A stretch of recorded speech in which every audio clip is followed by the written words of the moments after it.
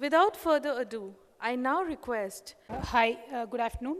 Ms. Sagrika Ghosh, Karuna Gopalji, Kali Prasad Gadiraj Garu, Shobha Dikshit ji, Faizan Mustafa ji, the Vice Chancellor, Balkrishna Reddy Garu, Amita Danda ji, Vidyadhar Reddy Garu, Swathi Mathur, and of course all the wonderful women professors of Nalsar who are present here today, and to all the brilliant management students, both male and female alike. And of course, all the press fraternity present here. Very good afternoon to all of you. On the occasion of Women's Day, I believe this conference has been planned, and it's a wonderful topic. India, in many ways today, has certainly progressed to just being a state where we still talk about women and empowerment, now to a stage where we can actually confidently say that there should be more and more women leading the change and, contributing to the national growth. But then I'll have to be a little bitter to, the people who are organizing the conference, the CMS, because why don't we organize conferences like this, just not in March, but any other time of the year? Come March, all of us are busy, because everybody from the channels to the universities to the governments to the NGOs, everybody remembers women only in and around March 8th. And we're only just few women personalities, scattered here and there, and time is seriously not enough. But then that also is a serious lacuna, I believe. If we want to make sure we create an ecosystem where issues about women, understanding about women, where a true concern about women has to become a deliberation or a dialogue or a issue to be discussed in the society, then why shouldn't it be done year-long? Why should it only be done in March?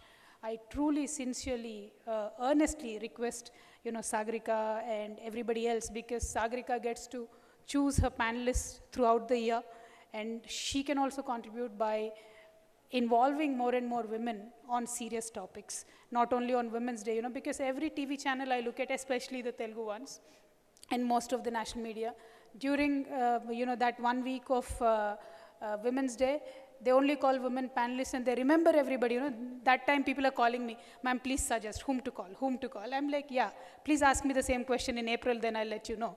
So, that doesn't happen. I believe that should change. I mean, I sincerely feel that, and I've said it on many platforms, that not only around March 8th, but rest of the year, when we speak about women empowerment, then it will truly happen and sincerely happen. And of course, I look at women empowerment and women leadership in two different layers. One, as a policymaker, what the government should be doing, what the lawmakers should be thinking about, how should we create an enabling ecosystem for the women to grow.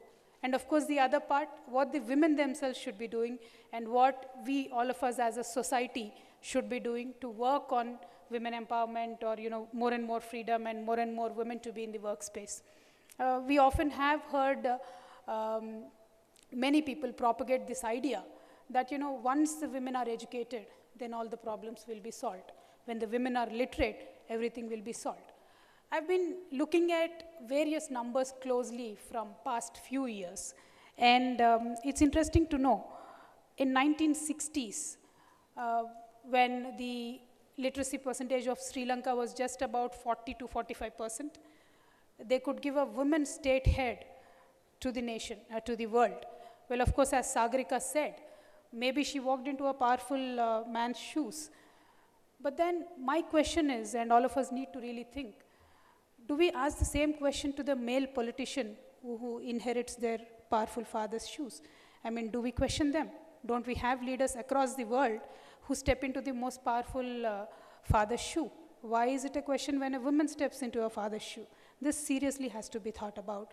And at that time in 1960s, when Sri Lanka gave a women state of head for the first time in the world, since then till now, America's literacy rate has gone up to 100%, as they claim, but then they still don't have a women's state of head yet. 200 odd years into independence, most progressive nation in the world, they still don't have a women's state head.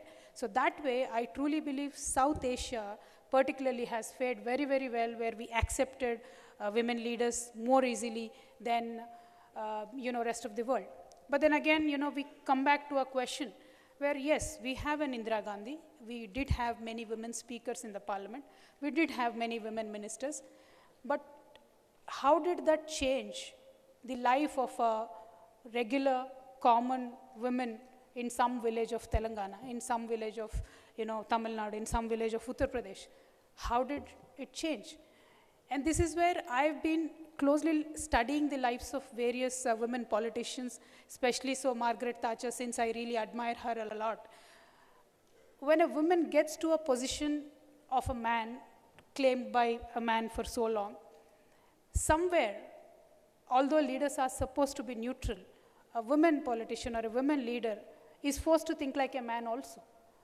So then, now I'm an MP, I'm facing it myself. I'm a first-time member of parliament. And when I go to the constituency, yes, there are a lot of women who come to me, because they don't speak to a male politician so freely as they can speak with me. But then somewhere I feel, should I only be addressing the women's issues, or should I be talking about everything else? But why should I, as a women politician, be only burdened with also, working more on women's issue? Because that is what they tell me.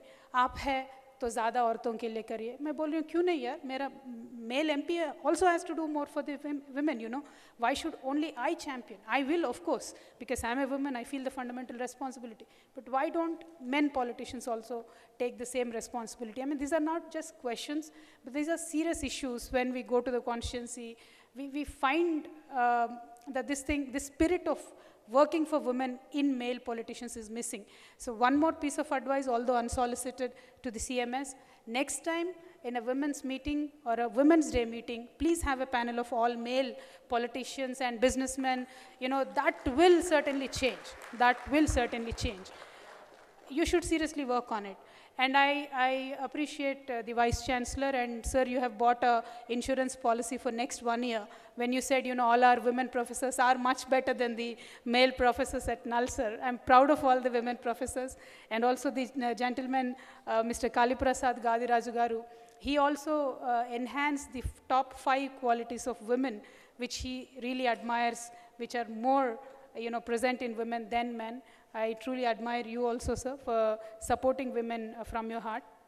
And also, Professor Amita Nanda, I truly appreciate your point made, ma'am. And Telangana as a government, and I personally as a policy maker, also have been deliberating a lot about this. When we talk about women empowerment, or when we speak about women reservation bill, what about the women who have zero political representation till then? How do we bring them to the forefront? That is a very, very pertinent question, and that certainly is an issue about the quota in quota issue, which is why the women's reservation bill is stalled for so long. And why not, ma'am? If there are more than 50% OBCs in the country, and if you are reserving 33% seats for the women, which ideally should have been 50%, but anyway, if you're doing a 33% and giving a quota within the quota, personally, I believe, is the right thing to do, and that should never be an obstacle to completely obstruct the women's reservation bill in the parliament. As Sagarika ji was also mentioning, it is high time we get the women's reservation bill, because maybe, yes, first time or the second time, kisi strong politician ke बहन आएंगी, बेटी आएंगी, बहू आएंगी, it's okay. 1 or 2 terms, but the next term, you will have real leaders with zero political background also will make way into the system. So we should certainly have the women's reservation bill, and that is the promise of the current BJP government. So I hope Modi ji will try and bring the bill at least in the last session. This session probably looks like washed out, so at least in the next session, Modi ji should bring in this bill. That will be one positive step. And I was speaking about education. When we look at, the literacy percentage of women in various societies, how we treat women, the most educated, elite class of society, how we treat women versus certain tribes with 0% literature. or 0% education, so-called our kind of education. The women in those tribes across the world, not only in India, across the world, enjoy tremendous freedom. They have a choice to choose their own life partner. They have a choice to, live by themselves, work on their own terms. I mean, it's completely a utopian world that any educated woman, would desire for. And also, I have a complaint with women. We are educated, we understand the world, but then given a chance, we still do not resist certain things. We do not voice out when we need to say no to certain things. Suppose one of your close cousin or, even you are getting your daughter married. We could be educated from Harvard, from wherever, possible. But do we have the guts to say no to dowry? Do we do that? We don't do that. And we probably polish it a little, change the name a little, and we'll say, yes, we'll gift it to our own girl, we'll put it in her name only. But you're still doing that. We don't resist it. I mean, until and unless an educated woman resists the social evils, how will somebody else talk for us? It is not possible. I mean, then what is the point of, you being educated, or what is the point of educating the girl child at all? If it is only to win the bread, there are many other ways also. And we've seen most successful entrepreneurs are not very seriously educated. Some are not. Most uneducated people also have made millions of rupees.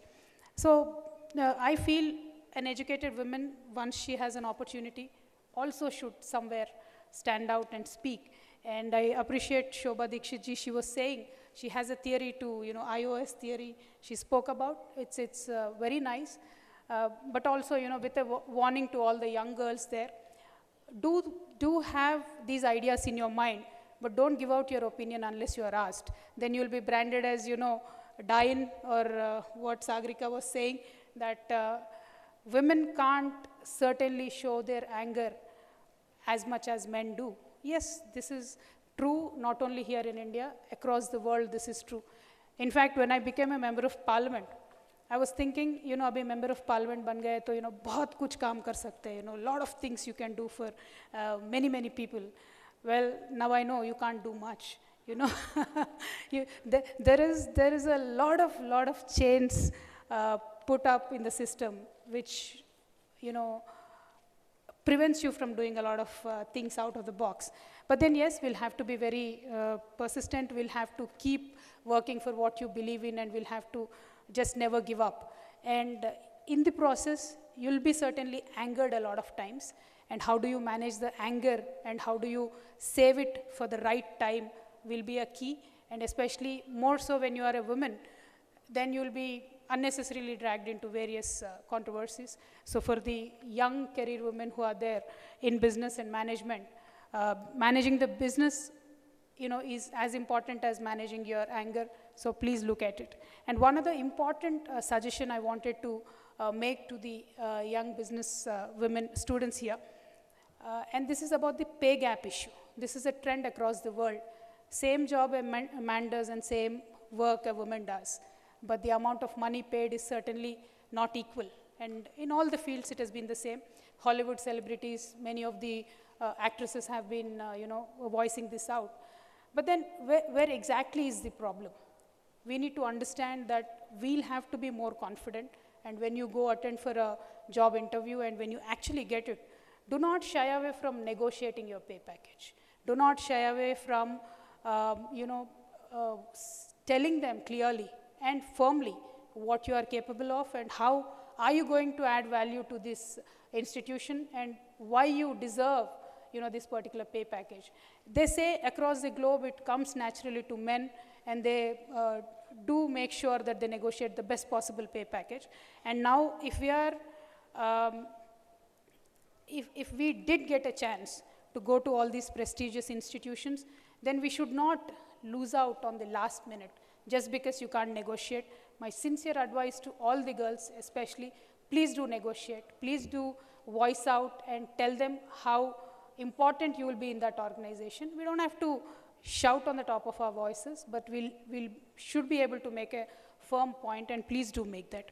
And whenever we speak about women empowerment, one term, everybody says is glass ceilings. Yes, glass ceilings exist, but how do we get rid of them? Should we break them every time? And I believe in a more subtle approach, where you slowly raise it to an extent where you can stand up. You don't have to break them and, create a halla, but you can make your point slowly by subtly creating your own space. And India as a society certainly is growing more and more accepting, more and more liberal in terms of, letting women force come out and work. But of course, as a policymaker, the most worrying trend is when a woman goes out to work, her security is not taken care of by the governments properly. So some women do drop out from jobs that they, otherwise could have done. In that sense, I would like to let all of you know, Telangana government has taken a very, very bold step called She Teams. This is done nowhere else in the country, and we've ensured that the working women get maximum security, and otherwise any women also can call and complain, and the She Teams is specifically watching out for you, being there for you to make sure that you will have a choice of work that you can select, and you will not be limited just because you do not have a secure environment in your city. So I believe all the governments, if we can work on the security issues, then more and more dropouts can be confined. And domestic violence is another issue. We should really gear up to stand up and speak up for that. And of course, the government should be more and more supportive of women who come in. I appreciate the central government who has taken some initiative where they have created these one-stop crisis centers. Now they're active across many of the districts, and there are many cases which come there, and that is a place of convergence where you have a medical help, where you will have a police person, and where you'll also have legal help for women who cannot afford their own legal help. So this is a nice idea put forth by the central government and taken forward by the state governments. And